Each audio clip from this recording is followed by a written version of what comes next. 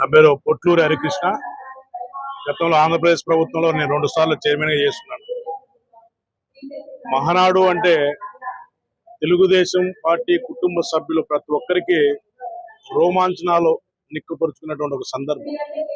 ఒక మహానుభావుడు తెలుగు భాషకి, తెలుగు జాతికి ప్రపంచంలోనే వన్నె తెచ్చినటువంటి పద్మశ్రీ డాక్టర్ నందమూరి తారక రామారావు పుట్టినరోజును పురస్కరించుకొని ప్రతి సంవత్సరం మహానాడు జరుపుకుంటాం. అందులో ఈ సంవత్సరం డిజిటల్ వేదికగా జరుపుకోవడం, అందులో రాష్ట్ర వ్యాప్తంగా ఉన్నటువంటి ప్రతి క్లస్టర్లో సామాజిక మాధ్యమాల ద్వారా, జూమ్ ద్వారా ఈరోజు జరపడం అనేది ఒక వినూత్నమైనటువంటి పద్ధతికి, ఒక సాంకేతికతకి ఈరోజు నాంది పలికారు. ఆ స్ఫూర్తితో ప్రతి డివిజన్లో ఉన్నటువంటి కార్యకర్తలు, ప్రతి యూనిట్లో ఉన్నటువంటి కార్యకర్తలు తనదైన శైలిలో కష్టపడుతున్నారు.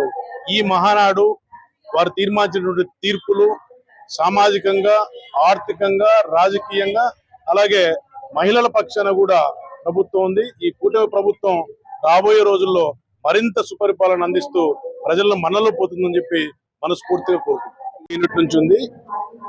సుమారు 400 నుంచి 500 మంది కార్యకర్తలు వస్తూ పోతూ ఉన్నారు.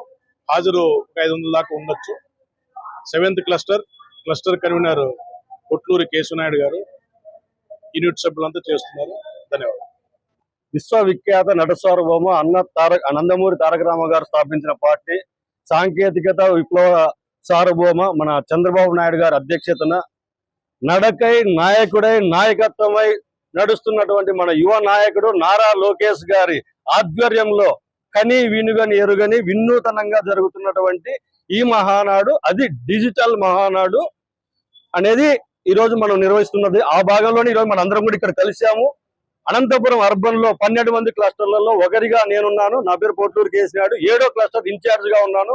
ఈ రోజు మన ఈ కార్యక్రమంలో నిన్నటి నుంచి మా యూనిట్లు కానీ, డివిజన్లు కానీ చాలా మంది నాకు సపోర్ట్ చేస్తూ వర్క్ చేస్తూ వచ్చారు. వాళ్ళందరికీ కూడా మనం సపోర్ట్ మహానాడు వేదిక మీదుగా మనం సపోర్ట్ చేస్తున్నాము.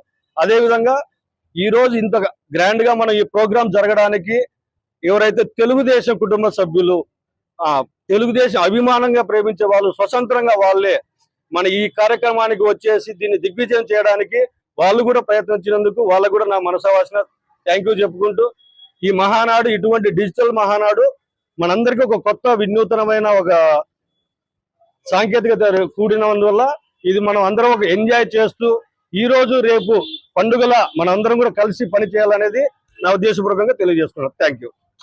నా పేరు సాకే జయప్ప. మా అనంతపురం అర్బన్ లోని 7వ క్లస్టర్ లో 33వ డివిజన్ యూనిట్ ఇన్ఛార్జ్. నేను ఎన్టీఆర్ జయంతి సందర్భంగా ప్రతి సంవత్సరం మామూలుగా మహానాడు జరుపుకుంటాము. ఈ మహానాడు సందర్భంగా జూమ్ మీటింగ్ వేదికగా ఈ మహానాడు జరుపుకోవడం చాలా కొత్తగా ఉంది. అంతేకాకుండా ఈ మహానాడులో మామూలు ప్రతి ఒక్క మహానాడుకి కూడా ప్రతి ఒక్క కార్యకర్త కూడా హాజరు కాలేడు. కానీ ఈ మహానాడు నుంచి ప్రతి ఒక్క కార్యకర్త కూడా హాజరవడానికి చాలా 7వ క్లస్టర్ తరఫున దాదాపుగా ఈ మహానాడుకు దాదాపు 500 మంది సభ్యులు పాల్గొనడం జరిగింది. నా పేరు ఎన్సి పరమేశ్వర్, రజక కార్పొరేషన్ స్టేట్ డైరెక్టర్. మరి ఎమ్మెల్యే ఆదేశాల మేరకు 2 క్లస్టర్లు ఇన్ఛార్జ్, 7, 8 క్లస్టర్ ఇన్ఛార్జ్ పరిశీలకులుగా పనిచేస్తున్నాను. మరి ఈరోజు ఈ మహానాడు పండుగని పురస్కరించుకొని యావత్ తెలుగు రాష్ట్రాలలోన, మరి భారతదేశంలోన, ఇతర దేశాలలో కూడా పసుపు పండుగకు ఒక ప్రత్యేకమైన విధానం ఉంది. ఆ విధానానికి రూపకర్త, రూపశిల్పి ఆనాడు ముఖ్యమంత్రి సినీ నటుడు నందమూరి తారక రామారావు గారు.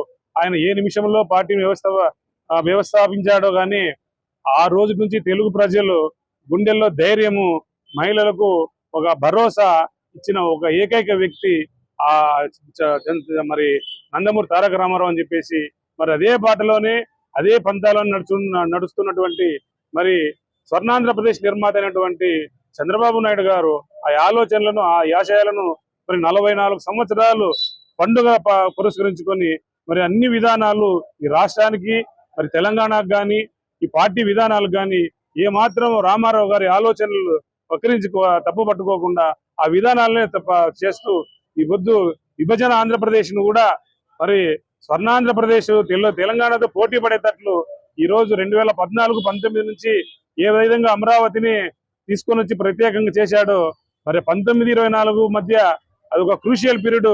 ఆ రోజు ప్రజలు తీర్పిచ్చింటే ఈ రోజు అమరావతి భారతదేశంలో ఒక ఉన్నతమైన నగరంగా రూపుదిద్దేది. ఏది ఏమైతేనేమి ప్రజల తీర్పు శిరసా వహించాల్సిందే. 1923 నుంచి మళ్ళీ 24 నుంచి 29 వరకు ఇచ్చారు.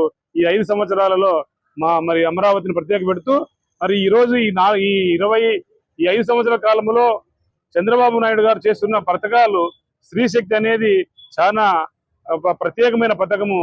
మరి వాళ్ళు ఈ రోజు స్త్రీశక్తి ద్వారా ఆర్టీసీ బస్సుల్లో వాళ్ళు ఉచితంగా ప్రయాణాలు చేస్తా ఉంటే వాళ్ళ ఆ కళ్ళల్లో ఆనందాన్ని చూసి పార్టీ కార్యకర్తలు, మరి నాయకులు, చంద్రబాబు నాయుడు గారు, మా యువ నాయకుడు, భవిష్యత్ నాయకుడు లోకేష్ గారు మరి వాళ్ళ ఆనందం చూడలేక ఈ రోజు ఇప్పుడు కూడా మహానాళ్ళు ఇప్పుడే ఒక 10 నిమిషాల కిందట మరి మా భవిష్యత్ నాయకుడు లోకేష్ బాబు గారు రాబోయే రోజుల్లో 33% మహిళలు ఖచ్చితంగా అమలు చేస్తాము మరి అనే సందర్భంగా చెప్పాడు. దానికి అంతటికీ మేము అందరూ దానికి ధన్యవాదాలు తెలియజేస్తున్నాం పార్టీ తరఫున, పార్టీ నాయకులు. మరి అదే విధంగానే మరి మహిళలకు ఆస్తిలో సమానత కల్పించాడు.